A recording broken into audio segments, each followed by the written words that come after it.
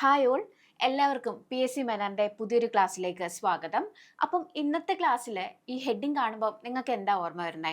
Milano Cortina 2026. അപ്പോൾ ഇപ്പോൾ നടക്കുന്ന എന്തോ കറണ്ട് അഫയേഴ്സ് റിലേറ്റഡ് ആയിട്ടുള്ള ടോപ്പിക്കാണ് എന്നുള്ളത് മനസ്സിലായില്ലേ?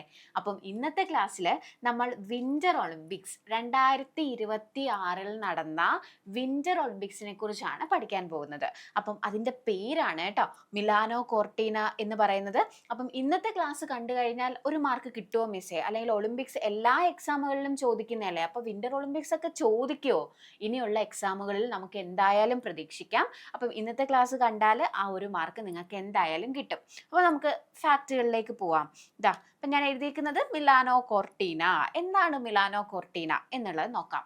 മിലാനോ കോർട്ടീന എന്ന് പറയുന്നത് ഇറ്റലിയിലെ 2 സിറ്റീസ് ആണ് കേട്ടോ. 2 സ്ഥലങ്ങൾ അല്ലെങ്കിൽ 2 നഗരങ്ങൾ എന്നൊക്കെ പറയാം. അപ്പം ഒളിമ്പിക്സ് ചരിത്രത്തിൽ ആദ്യമായി 2 നഗരങ്ങൾ ചേർന്ന് ആതിഥേയത്വം വഹിക്കുന്ന ചരിത്രപരമായ ഒരു ഒളിമ്പിക്സ് ആണിത്. അപ്പം ഒളിമ്പിക്സ് ചരിത്രത്തിൽ നമ്മൾ അങ്ങനെയൊന്നും കാണുന്നില്ല. പ്രത്യേകിച്ച് വിന്റർ ഒളിമ്പിക്സ് വരുന്ന സമയത്ത് 2 നഗരങ്ങൾ ഒരുമിച്ച് വന്ന് ഒരു ഒളിമ്പിക്സ് നടത്താന്നുള്ളത് അത് ആദ്യമായിട്ട് നടക്കുന്നതാണ്. അപ്പൊ ഇത് നമ്മുടെ ഒരു മാർക്കാണ്. സ്റ്റേറ്റ്മെന്റ് ആയിട്ട് ചോദിക്കുകയാണെങ്കിൽ ഓർത്തു വെക്കുക. ഇനി ഈ 2 നഗരങ്ങൾ എവിടെയുള്ളത്? ഇറ്റലിയിൽ. അപ്പോൾ 2026 വിന്റർ ഒളിമ്പിക്സ്, ഞാൻ ഇംഗ്ലീഷിലാണ് എഴുതി പോവാണ് കേട്ടോ. വിന്റർ ഒളിമ്പിക്സ് എവിടെയാണ് നടന്നത്? ഇറ്റലിയിലാണ്. ഇനി ഇറ്റലിയിൽ എവിടെയാണ്? 2 നഗരങ്ങൾ അല്ലെ. അപ്പൊ പേരെന്താ? മിലാനോയും കോർട്ടീനയും. ഇങ്ങനെ തന്നെ ഓർത്തു വെക്കണം, മിലാനോയും കോർട്ടീനയും. ഇപ്പൊ മിലാൻ, കോർട്ടീന ഡി അംബസോ എന്ന് പറയുന്ന 2 സിറ്റീസ് ആണ് ഇത് നടത്തിയിട്ടുള്ളത്. ഡിഗ്രി തലത്തിൽ ഒത്തിരി ചോദ്യങ്ങൾ വന്നിട്ടുണ്ട്. 2026 വിന്റർ ഒളിമ്പിക്സ് ഹോസ്റ്റ് ചെയ്യാൻ പോകുന്ന നഗരങ്ങൾ എന്നൊക്കെ പറഞ്ഞ് ഇഷ്ടംപോലെ ചോദ്യങ്ങൾ വന്നിട്ടുണ്ട്. എന്നാൽ 10-12 കുറവാണോ? അതുമല്ല, ചോദ്യങ്ങൾ വന്നിട്ടുണ്ട്. ഇനി നടന്ന ആ ഒരു സമയം ചോദിക്കുകയാണെങ്കിൽ ഫെബ്രുവരി 6 തുടങ്ങി 22 വരെയായിരുന്നു നമ്മുടെ ഈ വിന്റർ ഒളിമ്പിക്സ് നടന്നിട്ടുള്ളത്. ഇനി ഇത് എത്രാമത്തെ പതിപ്പാ ചോദിക്കാമേ? 25ാമത്തെ വിന്റർ ഒളിമ്പിക്സ് ആയിരുന്നു കേട്ടോ. അപ്പം ഓർത്തു വെക്കുക, 2026 നടന്നത് 25ാമത്തെ പതിപ്പാണ് എന്നുള്ള കാര്യം ഓർക്കുക. ഇനി എപ്പോഴും പി എസ് സി ചോദിക്കാറുള്ളതാണ്, എന്താണ് ഈ ഒരു ഒളിമ്പിക്സ് അല്ലെങ്കിൽ എന്തെങ്കിലും ഒരു കായിക ഒത്തിരി എല്ലാവരും അറിഞ്ഞിരിക്കേണ്ടതായിട്ടുള്ള ഒരു ഇവന്റ് നടക്കുകയാണെന്നുണ്ടെങ്കിൽ എപ്പോഴും ചോദിക്കുന്നതാണ് മോട്ടോ എന്താണ്, ഭാഗ്യചിഹ്നം എന്താണെന്നൊക്കെ. അപ്പം മോട്ടോ എന്താണ് അല്ലെങ്കിൽ ആദർശവാക്യം എന്താണ് എന്നുള്ളത് നമ്മൾ അറിയണം. ഇറ്റ്സ് യുവർ വൈബ് എന്നുള്ളതാണ് കേട്ടോ. ഇറ്റ്സ് യുവർ വൈബ് എന്നുള്ളതാണ്. ഇതിൽ നമ്മൾ ഓർത്തിരിക്കേണ്ടതായിട്ടുള്ളത്, ഇതിനകത്ത് ഇറ്റ്സ് എന്ന് പറയുന്നതിൽ IT ഇങ്ങനെ ക്യാപിറ്റൽ ലെറ്റർ ആയിട്ടാണ് എഴുതിക്കുന്നത്. ഇതെന്താണിത്? ഇത് ഇറ്റലിനെയാണ് ഉദ്ദേശിക്കുന്നത്. അപ്പൊ നമുക്ക് ഓർത്തു വെക്കാൻ ഒരു കാര്യം കൂടി ആയില്ലേ. അപ്പൊ ഇറ്റ്സ് യുവർ വൈബ് എന്നുള്ളതാണ്. അപ്പൊ നമുക്ക് ആ ഓപ്ഷൻസ് തരുന്ന സമയത്ത് പിക്ക് ചെയ്യാൻ പറ്റും. അല്ല, IT ഇറ്റലിയാണ്. നമുക്കറിയാം 2026 വിന്റർ ഒളിമ്പിക്സ് എവിടെയാണ് നടന്നത്? ഇറ്റലിയിലാണ്. ഇറ്റലിയിലെ 2 നഗരങ്ങൾ ഒരുമിച്ചാണ്. അത് മിലാനോയും കോർട്ടീന എന്ന് പറയുന്ന 2 നഗരങ്ങളാണ്. 25ാമത്തെ പതിപ്പാണ് എന്നുള്ള കാര്യവും നമ്മൾ പഠിച്ചു കഴിഞ്ഞു. അടുത്ത കാര്യങ്ങൾ നോക്കി പോകുന്ന സമയത്ത് നോക്കിയേ, ഭാഗ്യചിഹ്നങ്ങൾ PSC എപ്പോഴും ചോദിക്കുന്നതാണ്. ഭാഗ്യചിഹ്നങ്ങളുടെ പേര് നോക്കിയേ, ടീനായും മിലോയും. എവിടോ കണക്ട് ചെയ്യാൻ പറ്റുന്നില്ലേ? എന്താ ഈ ടീന? നമുക്ക് ഓർക്കാലോ, കോർട്ടീന അല്ലേ. കോർട്ടീന എന്ന് പറയുന്ന സ്ഥലം. മില എന്തായിരിക്കും അപ്പം? മിലാനോ. ഇത് വെച്ച് ഓർത്തു വെക്കാം. അപ്പം മിലോ എന്ന് പറയുന്നത് പാരാലിമ്പിക്സിന്റെ ഭാഗ്യചിഹ്നവും ടീന എന്ന് പറയുന്നത് ഒളിമ്പിക്സിന്റെ. അപ്പൊ നിങ്ങൾക്ക് ഇപ്പൊ 22 കഴിഞ്ഞിട്ട് പിന്നെ കുറച്ച് ദിവസങ്ങളുടെ ഇടവേളയ്ക്ക് ശേഷം വിന്റർ പാരാലിമ്പിക്സ് അവിടെ നടക്കുന്നുണ്ട്. ഓക്കെ, അപ്പം ടീന ഒളിമ്പിക്സിന്റെ ഭാഗ്യമുദ്രയായിട്ടും മിലോ എന്ന് പറയുന്നത് പാരാലിമ്പിക്സിന്റെ ഭാഗ്യമുദ്രയായിട്ടാണ്. ഇവര് രണ്ടുപേരുമാണ് കേട്ടോ. ഇവര് കീരികളാണ് കേട്ടോ, 2 കീരികളാണ്. അപ്പം അവരാണ് നമ്മുടെ ഭാഗ്യചിഹ്നം എന്നുള്ളത് ഓർത്തു വെക്കുക കേട്ടോ. പാരാലിമ്പിക്സിന്റെയും ഒളിമ്പിക്സിന്റെയും ഭാഗ്യചിഹ്നങ്ങളൊക്കെയാണ് അവരുടെ ആ ദേഹത്ത് ഉള്ളത്. അപ്പൊ ഇവരാണ് നമ്മുടെ ഭാഗ്യചിഹ്നം. ഓർക്കാൻ, ടീന ഇവിടുന്നും മിലോ ഇവിടുന്നും വന്നതാണ്. അപ്പം എളുപ്പം ഓർത്തു വെക്കാൻ പറ്റുന്ന ഫാക്റ്റുകളാണ് അല്ലെ. ഇറ്റലി ആയി, കോർട്ടീന ആയി, മിലാനോ ആയി. അതിനകത്തെ ടീനയും മിലോനെയും നമുക്ക് കിട്ടി. അവർ നമ്മുടെ ഭാഗ്യചിഹ്നങ്ങളാണ് എന്നുള്ള കാര്യവും പഠിച്ചു കഴിഞ്ഞു. അടുത്ത എന്താ നോക്കേണ്ടത്? ലോഗോ ആണ് അല്ലെ. ഇവരുടെ ദേഹത്ത് നിങ്ങൾ കണ്ട ഈ ലോഗോ ഉണ്ടല്ലോ, ഈ ലോഗോയ്ക്ക് ഒരു പ്രത്യേകതയുണ്ട്. എന്താ? ഇതിനെ നമ്മൾ ഫ്യൂച്ചുറ എന്നാണ് പറയുന്നത്. ഒളിമ്പിക്സ് ചരിത്രത്തിൽ തന്നെ ആദ്യമായി പൊതുജന വോട്ടെടുപ്പിലൂടെ തിരഞ്ഞെടുക്കപ്പെട്ട ലോഗോ ആണ് ഇത് കേട്ടോ. ഈ ലോഗോവിനെ എന്താ പറയാ, നമുക്ക് വോട്ടിംഗ് പോലെ ഇട്ടിട്ട് നിങ്ങൾക്ക് ഇഷ്ടമുള്ളത് തിരഞ്ഞെടുക്കാൻ പറയുന്നു. ഇവിടുത്തെ ജനങ്ങൾ അത് തിരഞ്ഞെടുക്കുന്നു എന്നുള്ള കാര്യം ഓർത്തു വെക്കുക. ഇപ്പൊ ലോഗോന്റെ കാര്യവും പറഞ്ഞു. ഇനി ചടങ്ങുകൾ, നമുക്ക് എപ്പോഴും അറിയാം, നമ്മളൊരു ഒളിമ്പിക്സ് തുടങ്ങുന്ന സമയത്ത് ഉദ്ഘാടന ചടങ്ങും സമാപന ചടങ്ങും ഉണ്ടാവുമല്ലോ. അതിന്റെ വേദി ചോദിക്കാൻ ചാൻസ് ഉള്ളത് കൊണ്ടാണ് അത് പറയുന്നത്. ഉദ്ഘാടന ചടങ്ങ് നടന്നത് സാൻ സിറോ സ്റ്റേഡിയത്തിലാണ്, മിലാനിലെ ഒരു സ്റ്റേഡിയം ആണ്. സമാപന ചടങ്ങ് നടന്നത് വെറോണ അറീന എന്ന് പറയുന്ന ഒരു സ്റ്റേഡിയം പോലുള്ള സ്ഥലത്താണ് കേട്ടോ. അപ്പൊ രണ്ടും എന്താ സിറ്റികളിലാണ് നടക്കുന്നത്. സാൻസിറോ സ്റ്റേഡിയത്തിലും വെറോണോ അരീനയിലുമാണ് ഉദ്ഘാടന സമാപന ചടങ്ങുകൾ നടന്നു വരുന്നത്.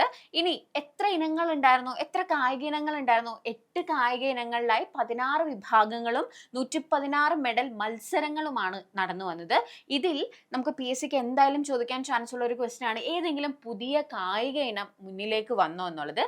സ്കീ മൗണ്ടനിയറിംഗ് എന്ന് പറയുന്ന ഒരു പുതിയ ഒരു ഇനം നമ്മൾ ഈ ഒരു നമ്മുടെ വിന്റർ പാരാലിമ്പിക്സ് 2026 നടന്നതിൽ കാണുന്നുണ്ട് കേട്ടോ. സ്കീ മൗണ്ടനിയറിംഗ് എന്ന് പറയുന്നിട്ട്. ഇനി എന്തെങ്കിലും പ്രത്യേകതയുണ്ടോ ഇപ്രാവശ്യത്തിനകത്ത്? ഉണ്ട്.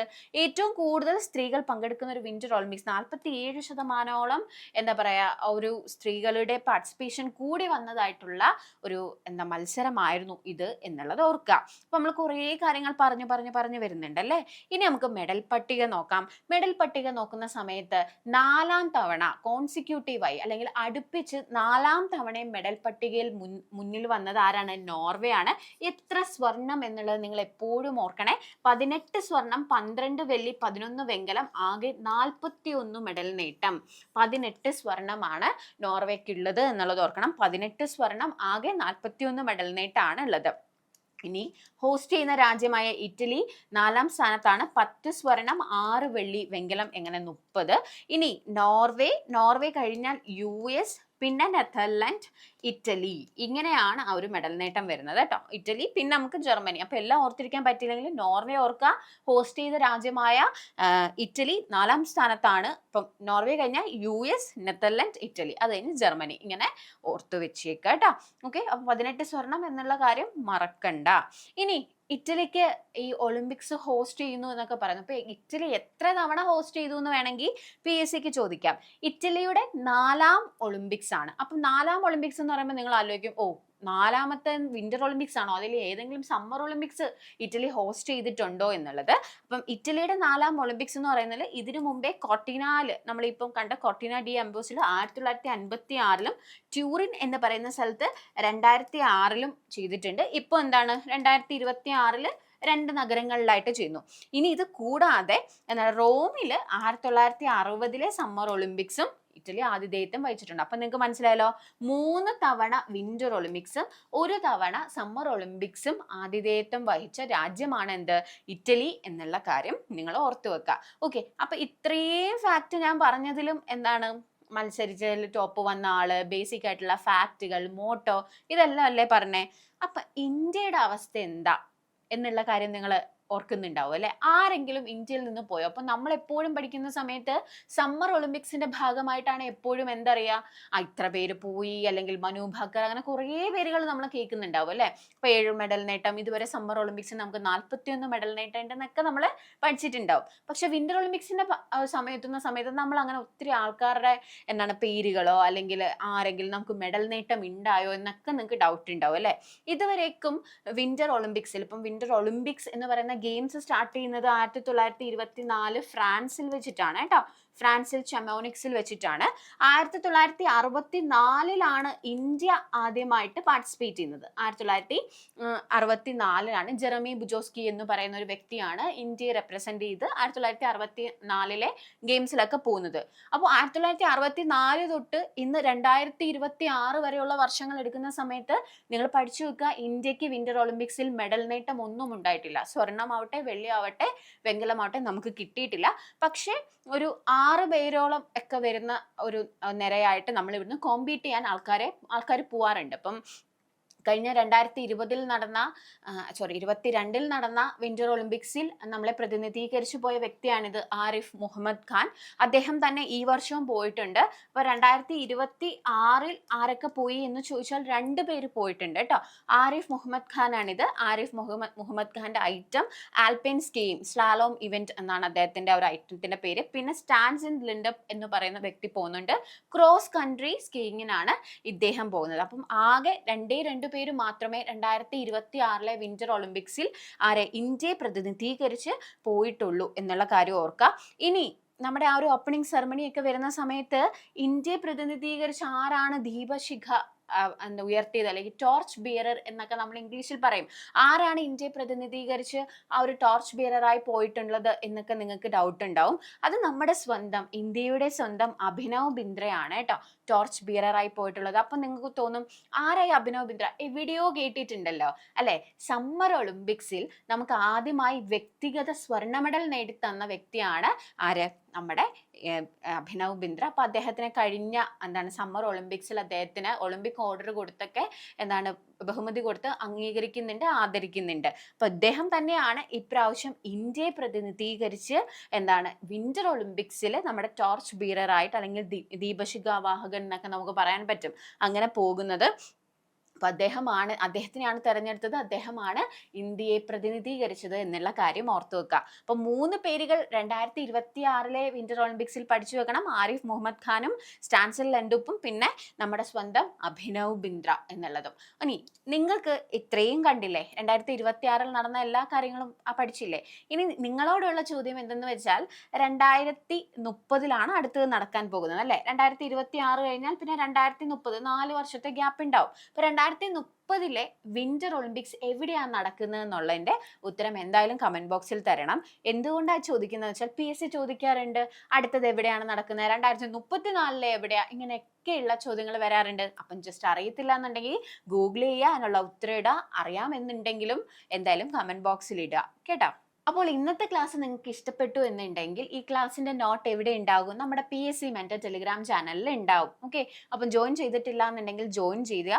പിന്നെ ടെലിഗ്രാം ചാനലിൽ വരുമ്പോൾ നിങ്ങൾക്ക് ഡെയിലി ഉള്ള കറണ്ട് അഫയേഴ്സ് കിട്ടുന്നുണ്ടാവും. നമുക്ക് ഇംഗ്ലീഷ്, മലയാളം ഒക്കെ ഫോക്കസ് ചെയ്തിട്ടുള്ള നോട്ടുകൾ ഉണ്ടാവും. ഇത് കൂടാതെ ഇപ്പോഴത്തെ CPOയുടെ സ്റ്റഡി പ്ലാൻ അനുസരിച്ച് നിങ്ങൾക്ക് പ്രീവിയസ് ഇയർ ക്വസ്റ്റ്യൻസ് രാവിലെ തരുന്നുണ്ട്. വൈകിട്ടാവുമ്പം അതിന്റെ ആൻസേഴ്സ് ഉള്ള PDF നിങ്ങളിലേക്ക് എത്തിക്കുന്നുണ്ട്. അപ്പൊ നമ്മുടെ ടെലിഗ്രാം ചാനൽ ഇത്രത്തോളം കാര്യങ്ങൾ നടക്കുന്നുണ്ട്. അപ്പോൾ PSC mentor Telegram channel join ചെയ്തിട്ടില്ല എന്നുണ്ടെങ്കിൽ ജോയിൻ ചെയ്യുക. ഇത് കൂടാതെ നിങ്ങൾക്ക് ഈ വീഡിയോ ഇഷ്ടപ്പെട്ടു എന്നുണ്ടെങ്കിൽ നിങ്ങളുടെ ഫ്രണ്ട്സിനെല്ലാം ഷെയർ ചെയ്ത് കൊടുക്കുക.